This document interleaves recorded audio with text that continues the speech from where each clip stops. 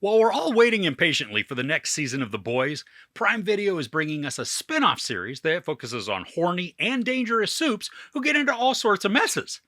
Well, that doesn't sound any different than The Boys, does it? Well, Gen V features younger supes who are just learning to use their powers, but still fall into the same behavior as their beloved Seven. I've seen the first 6 of the 8 episodes. I think you're going to have a blast with this show. Gen V expands the universe to Godolkin University, the prestigious superhero-only college where students train to be the next generation of heroes. You know what happens when supes go bad, but not all superheroes start out corrupt. Beyond the typical college chaos of finding oneself and partying, these kids are facing explosive situations. When a group of young supes discovers that something bigger and sinister is going on at school, they're put to the test. Will they be the heroes or the villains of their stories? So this new generation of supes knows it's been given Compound V, and that's why they now have all sorts of varied powers and abilities. We follow a core group as they find out some wicked goings-on at their college, and then work to solve the mystery.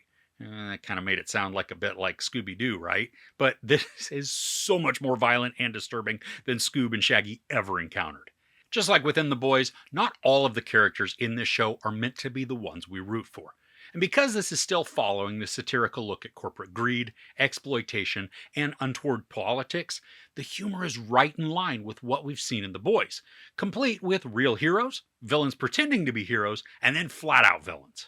The main players include Jazz Sinclair, Chance Perdomo, Lizzie Broadway, Maddie Phillips, London Thor, Derek Luh, and Asa Gurman.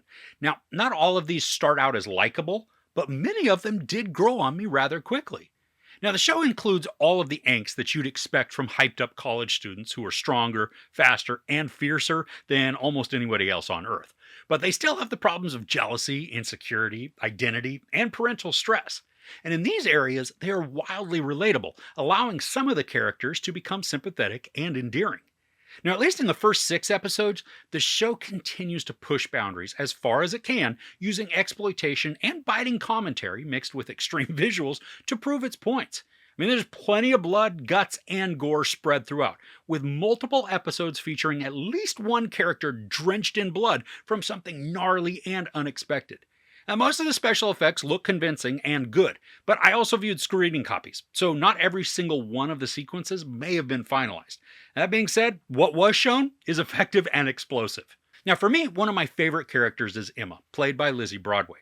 Now, she is kind of an outcast and unpopular. She doesn't see her worth or value in her abilities, and neither do most of her classmates.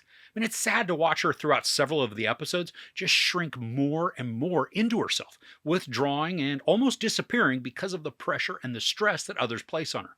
But I love what her ability allows her to accomplish. And one of her kills, while it's nasty to watch, it's really impressive. And she's more than she appears, which is great for the story progression, using assumptions and biases against her that then she defeats in satisfying ways. The main focus of the story is Marie, played by Jazz Sinclair. She's got a very unique power that is disgusting and spectacular all at the same time. And when she actually learns to harness her focus, there are some brutal blows that she's able to deliver. One is graphic and it's horrifying, but it's also very deserved. I like where the mystery is taking us, but there are some conveniences that are built in that allow our characters more access or progress than they really should have. I mean, it helps to move the story along, but can also feel like the narrative is cheating a bit towards the latter episodes. The story also begins to meander a bit, venturing off onto tangents that will most likely reconnect, but they also feel like they're mild distractions to the main course of the plot. I appreciate that there are a lot of surprises within the show, and that it clearly sits within the world of The Boys. This doesn't feel like a cheap side piece to the superior show, but instead comes across as an expansion, broadening the lore so that the 2 series arcs can intersect at some point for all-out craziness. Now, something I think that The Boys has accomplished very well, and Gen V continues, is the tackling of gender norms and identities. In Gen V, there's a character named Jordan, and they can switch between male and female at any time.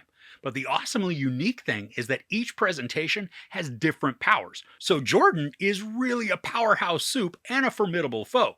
To watch Jordan fight is astonishing, and the editing convincingly allows the character to swap back and forth mid-punch to inflict the greatest amount of damage. But it's also not just about the action. There are some very raw and poignant conversations that Jordan has with their parents. It's a tough and very real exchange, creating this space for discussion and reflection. And this show knows its audience, and it strives to deliver on every aspect. The writing is quick and usually smart, but sometimes choosing a more dumbed down approach rather than something more clever and witty. The pacing is quick, and despite some story tangents and conveniences, the plot progresses in a satisfying and engaging manner, filled with intrigue, anxiety, melodrama, and violence. And the action? It's harried and brutal, full of excitement and carnage. There are also a number of kills that are very unique, which is fun. The satirical elements are pretty blatant, choosing to err on the side of overt and clear rather than subtle to avoid misperceptions of what the story is conveying. If you're easily offended by sex, nudity, profanity, and or violence, this isn't going to be your thing.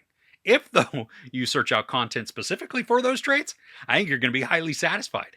Now, this is scheduled to drop the first 3 episodes the first week and then continue with weekly episodes each week after that.